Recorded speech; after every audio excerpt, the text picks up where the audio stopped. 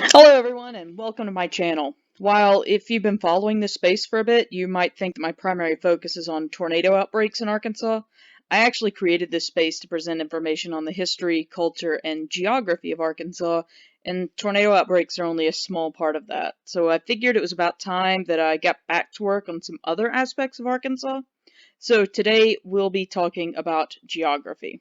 For its size, Arkansas is an exceptionally geographically diverse state. If you take a look at a satellite or topographical map, you can clearly see that the state includes distinct highland and lowland regions. Because these two areas are so different, to better cover them, I'm splitting this topic into two videos.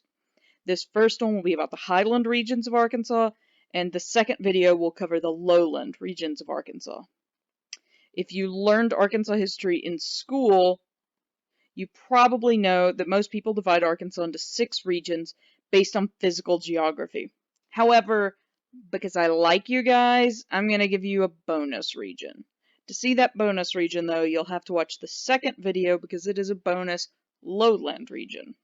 In today's Highland regions video, I'll be talking about 3 regions: the Ozark Plateau, Arkansas River Valley, and Ouachita Mountains. Without any further ado, let's begin. We'll start with the Ozark Plateau, or as some call it, the Ozark Mountains. However, they're not actually mountains, but instead tall plateaus with rugged valleys.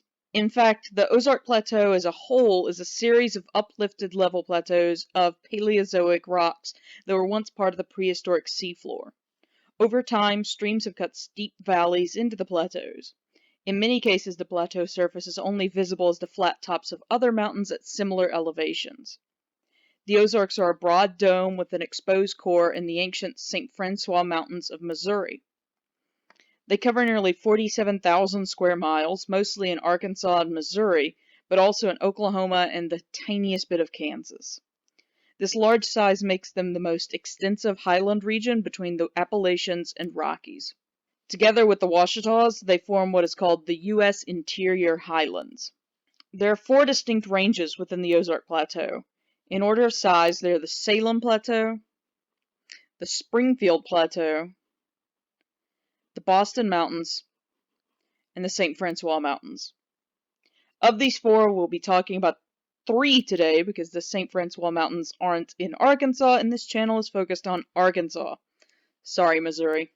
The Ozarks are the coolest and driest part of Arkansas, but receive more snow on average than any other region of the state. One of the most famous aspects of this region is its geographic features, like limestone and dolomite glades, which are rocky and desert-like areas on hilltops.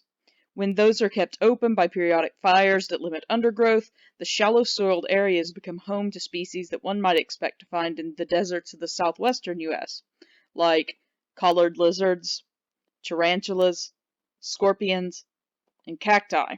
Karst features are also typical of the Ozarks, with springs, losing streams, sinkholes, and caves abundant in the limestone of the Springfield Plateau and the dolomite bedrock of the Salem Plateau and Boston Mountains. Today, less than a quarter of the land in the Ozarks has been cleared, and quite a bit of it is federally protected within the Ozark National Forest, which was created by Theodore Roosevelt in 1908 to preserve land in 5 Arkansas counties. This national forest, along with other protected lands, preserve the habitats of endangered and threatened species, including several bats, Ozark cavefish, Ozark cave crayfish, Ozark cave amphipods, and the Ozark chinkapin. In the historic period, the Ozarks were occupied by people of the Osage Nation, but rock art and artifacts show a long history of habitation by prehistoric indigenous people. In the early 19th century, settlers of English and Scottish ancestry arrived in the Ozarks from Appalachia. They were later followed by Irish and German Americans. The land was, and still is, isolated and rugged. These early settlers relied on hunting, fishing, trapping, and foraging for subsistence. Luckily, the Ozarks are abundant in things like morel mushrooms, ginseng, poke, persimmons, pawpaw, blackberries, black cherry, wild strawberries, dewberries, black walnuts, and wild grapes. Beekeeping was also a common practice for settlers. Early towns were settled along rivers and streams that supported timber and grist mills. The rugged topography, limited development, lack of economic opportunities, and social isolation, especially in the Boston Mountains, all contributed to the development of the mountaineer or hillbilly culture, often associated with the Ozarks. Economic activity remains limited today. Lead, zinc, iron, and barite ores were mined in the area for some time, but it never supported a widespread mining industry. Cleared areas support beef cattle ranching and dairy farming. Some land is used for hard and softwood timber logging. Today, the area's industry is heavily focused on just a few sectors: poultry farming and food processing, which require much less land than raising cattle, the trucking industry, and recreational tourism. The Buffalo National River was established in 1972, and several large lakes, including Beaver Lake, Table Rock Lake, Bull Shoals Lake, Norfolk Lake, and Greers Ferry Lake, were created by damming rivers during the 1950s and 60s. These areas continue to draw tourists from Arkansas and beyond. The name Ozarks doesn't have a definitive origin, but several have been presented as potential sources. And before I get into these, I would like to say that I've studied several languages, and unfortunately, none of them were French.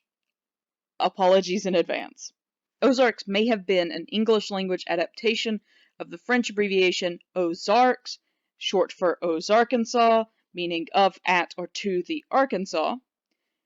The French term Ozarks, meaning of the arches, referencing the dozens of natural bridges in the region. The French term Ozarks-en-Ciel, meaning toward the rainbows, or, and this would be the one that I would probably bet on, the French term Ozarks, which referred to the topmost bend of the Arkansas River near the present-day city of Ozark. The Boston Mountains are the southernmost range of the Ozark Plateau.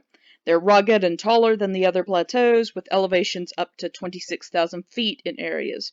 They are typically made up of sandstone and shale, and are wetter and cooler than other parts of the Ozarks.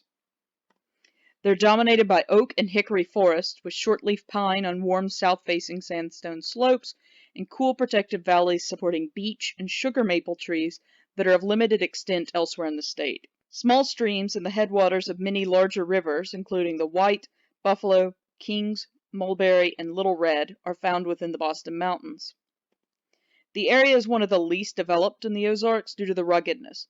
Cropland and pastures are typically concentrated in wider valleys or on level plateau tops. Roads are typically narrow, winding, and steep. Towns are few and usually small, but include Mountainburg, Deer, Shirley, and the largest city in the Boston Mountains, Clinton. The Springfield Plateau is just north of the Boston Mountains and is abruptly lower, with elevations only reaching 1,800 feet and extensive plains. The land is underlain by limestone and chert. As limestone is easily dissolved, caves and karst features are prominent, as are springs. Water pollution issues and conservation of rare creatures and underground aquatic ecosystems are a major concern in this region, as the thin topsoil does not allow for much filtering of contaminants before it enters underground aquifers. Hilly areas tend to be concentrated around areas where rivers cut into the plateaus. The wide, fairly open prairie land was easier to develop, and as such it has come to support more urbanized areas, including Fayetteville, Rogers, Harrison, Springdale, and Bentonville. To the north and east of the Springfield Plateau is the Salem Plateau, which is separated by an abrupt drop with elevations only reaching up to around 1,500 feet. Like the Springfield Plateau, it also features extensive prairies and hilly areas along rivers. While there are fewer springs due to a dolomite bedrock that is harder to dissolve than limestone, there are still some springs, including Mammoth Spring, which is one of the largest in the United States. The plateau surface and level hilltops feature rocky soil originally covered with oak forest, open oak woodlands, and open rocky glades, commonly called barrens or bald knobs. This poor soil quality caused the area to not develop much agriculture. However, from the 19th century onward, tourism became a major draw. The first tourists came to seek the help of a number of healing springs in towns like Eureka Springs. Later tourists were drawn to large man-made lakes like Bull Shoals and Norfolk, as well as the stock trout residing in the cold tailwaters beneath large dams. Larger cities, including Eureka Springs, Mountain Home, Flippin, Cotter, Calico Rock, Mountain View, Hardy, Mammoth Spring, and Cherokee Village draw heavily from the tourism and retirement industries. Our next region lies between the Ozarks to the north and the Ouachitas to the south, generally paralleling the Arkansas River, from which it derives its name, the Arkansas River Valley. The Arkansas River Valley is up to 40 miles wide and includes geographical features typical of both the Ozarks and Ouachitas. While at first glance the area may seem purely transitional, the region does have several features that make it distinct from its highland neighbors. Among those features are broad prairies and wooded plains, extensive Arkansas River bottomlands, and isolated, flat-topped, steep-sided mesas like Petit and Mount Nebo. In fact, Mount Magazine, the highest point in Arkansas and by some metrics the only true mountain, that is, a point measuring more than 2,000 feet from base to summit, in Arkansas is one of such mesas. Tributaries of the Arkansas River form wide bottomlands and flow gently through this region before meeting the main channel. This region's climate varies quite a bit from east to west, which is due to a rain shadow effect caused by the Ouachita Mountains, as well as the valley being open to warm, dry winds from the Great Plains. Precipitation declines noticeably from east to west, with 50 to 52 inches of rain in the east, which is roughly in line with the state's overall average, to only around 41 inches near the Oklahoma state line. This also creates a vegetation difference, from more forested in the east to open woodland, savanna, and prairie at the west. This moderate climate allows for crops unique to this region of Arkansas, including wine grapes. Several vineyards are located within this region, which contains the bulk of Arkansas's wine country. Most of these wineries were established by Swiss and German immigrants who had been attracted to the area to build railroads and mine coal in the area near Altus. Some of these wineries have been around for well over 100 years, and one of them is the largest U.S. producer of Chardonnay outside of California. This region, relatively flat between two very rugged regions, serves as an important migration route for birds, including pelicans, ducks, geese, and swallows. In the past, it is believed to have also been a major migration route for bison and elk. It has also been an important travel and trade route for humans throughout the occupation of this region. This has led to the region becoming heavily settled and developed, with few large forests remaining. The Butterfield Overland Mail Company traversed the valley, as did many routes of the Trail of Tears. Today, Interstate 40 and the McClellan-Kerr Arkansas River navigation system lie within this region, keeping it a major route for the movement of people and goods. Several large cities lie within the Arkansas River Valley, including Fort Smith, Van Buren, Alma, Boonville, Russellville, Clarksville, Ozark, Dardanelle, and Morrilton. Several large towns also exist along the edges of this region, including Conway, Heber Springs, Searcy, and even Little Rock. While it does have many distinct features, what the Arkansas River Valley does not have are distinct boundaries.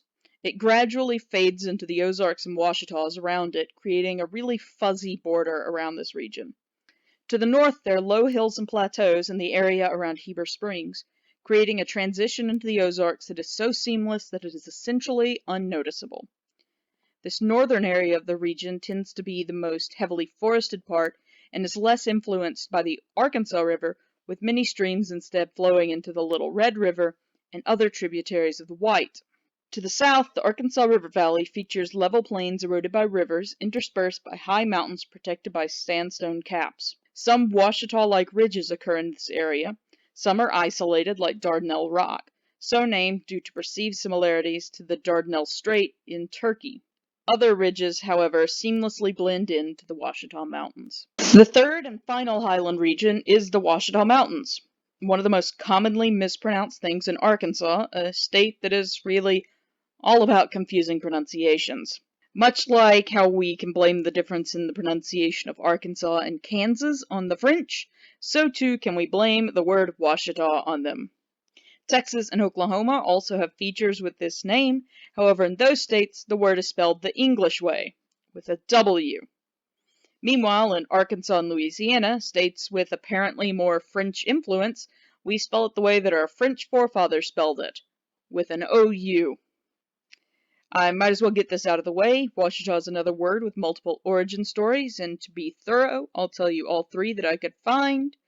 but I'll also tell you which of them that I think is more likely. Again, I don't know French, nor do I know any of the indigenous languages of the Americas, unfortunately. One possible origin is that it's a combination of the Choctaw words Ouach for bison and Chito for large, making Ouachita mean country of large bison. Another is that it comes from the Choctaw words Owa for hunt and Chito for large, meaning big hunt far from home. The third possible origin is that it is a French writing of the Caddo word Ouachita, meaning good hunting grounds. I tend to believe that the last origin is most likely, mostly due to the fact that while the Choctaw lived in Mississippi, the Caddo ancestral homeland includes the Ouachita Mountains. There are a lot of really interesting things about the Ouachitas other than their name, though, so let's get into those. They're a series of folded ridges and valleys composed of Paleozoic rocks. It's believed that the modern Ouachita Mountains are merely the remnants of a much larger prehistoric mountain chain that may have had elevations exceeding 10,000 feet. Unlike most mountain ranges in the United States, the ridges of the Ouachitas are aligned from east to west instead of north to south. This creates dramatic ecological differences between north-facing and south-facing slopes. The south-facing slopes are more exposed to heat and sunlight, which gives rise to pine or dry oak forests. Meanwhile, the damper, cooler, and more sheltered north-facing slopes have a more diverse forest. During the fall and winter, this creates a dramatic difference that can be seen by plane and even satellite, where the deciduous trees on the north side lose their leaves, but the evergreens on the south side remain, well, green. Dominant rocks are alternated layers of sandstone and shale, usually tilted with sandstone at the crest. They're notable for lacking metamorphism and volcanism, which are common in other ranges. They're also notable for producing some of the world's finest quartz crystals, as well as Novaculite, which was once used to create sharp stone tools, but today is sold around the world as whetstones, often marketed as Arkansas stones. While today the Ouachitas are combined with the Ozarks to form the U.S. interior Highlands, they were not formed as part of the same range. Instead, the Ouachitas actually continue underground to the northeast, where they make a poorly understood connection to the Appalachian Mountains. Likewise, they continue in the subsurface to the southwest, where they join with the Marathon Uplift of western Texas, which is also notable for Novaculite. The Ouachitas receive more rainfall than any other region of the state and are heavily forested. Almost 50% of the region is within the Ouachita National Forest, one of the largest and oldest national forests in the South, created by Theodore Roosevelt in December of 1907. Preservation work done by this forest is especially important as the Ouachitas are home to many endangered species found nowhere else in the world, including the maple leaf oak and several species of salamanders that sometimes are only found on one particular mountain within the Ouachitas. There are 3 distinct ranges within the Ouachitas, and we're going to talk about those now. The northernmost range of the Ouachitas is known as the Fourche Mountains. They run from Pulaski County westward into Oklahoma. They are in many ways the most characteristic of the ranges of the Ouachitas, being very long ridges that run consistently east-west. The most prominent of these ridges runs from Waldron to near Searcy. The ridges that make up the hills you see in Little Rock and North Little Rock neighborhoods, including the Heights, Hillcrest, Park Hill, and Lakewood, are parts of the Fourche Mountains. In fact, the Little Rock itself is part of the Fourche Mountains. The highest mountains of the Ouachitas, including Rich Mountain and Black Fork Mountain, are typical Fourche Mountain ridges that actually affect the climate of western Arkansas, creating a rain shadow over the western end of the Arkansas River Valley. The ridges are composed of weather-resistant Jack Fork sandstone. Forests on the top of the ridges are often stunted by frost, fog, and wind, with many trees there growing no higher than 20 feet tall. The Fourche Mountains form a watershed divide between the Arkansas River Basin to the north and the Red River Basin to the south. Small streams of the region typically flow rapidly down the slopes to larger streams that run the lengths of the valleys between the ridges, including the Fourche Lefevre and Maumelle rivers. These valleys tend to be the only places cleared for cropland and pasture, which is relatively uncommon in this region. Towns are usually small and located within those valleys as well. Some of those towns include Perryville and Plainview. The Novaculite Uplift is sometimes called the Central Ouachita Mountains because it is the middle part of the Ouachita Mountains. It's the most diverse subdivision of the Ouachitas and stretches from near Oklahoma to Little Rock. It is widest from north to south near the middle around Hot Springs and grows more narrow as it continues to the east and the west. High ridges are typical, but they're neither as long nor as consistently east and west as the Fourche Mountains. They tend to be clustered into distinct ranges, given names like the Cross, Casatot, and Zigzag Mountains. Glades high on ridges are often home to sandstone, shale, and, you guessed it, Novaculite. The largest cities in this region include Hot Springs, Mena, Mount Ida, Glenwood, Jesseville, and Caddo Gap. With the exception of Hot Springs, these cities tend to be found in wider river basins. However, Hot Springs was founded around a different geographical feature, hot springs. Sometimes known as the Athens Plateau, this region is, however, not an actual flat-topped plateau. It is the southernmost subdivision with maximum elevations under 1,000 feet, running from Arkansas into Oklahoma, and is characterized by low ridges and hills widely underlain by Mississippi and Stanley Shale. Streams, including the Casatot and Little Missouri rivers, run from north to south across ridges, creating steep rapids and waterfalls, often most dramatic where the river leaves the Athens Piedmont and flows into the lowlands. It is also home to many large man-made lakes, including Lake Greeson and DeGray Lake. Widespread pine plantations harvested for timber are more common here than in any other region of the Ouachitas. Other important industries include cattle and broiler chickens. Cities in the Athens Piedmont are usually small, including Bismarck, Wicks, and Amity, but larger cities, including Arkadelphia, Murfreesboro, and DeQueen, lie around the region's perimeter and owe much of their economies to timber produced in the Athens Piedmont, which is still dominantly forested, with much of it owned by timber companies. So there you have it, the three highland regions of Arkansas. You can see that even within this subset of regions, there's a tremendous amount of geographic diversity. And to see more of that geographic diversity, be sure to check out the second video on the lowland regions of Arkansas. Until then, this is Mapstronaut, and thank you for watching.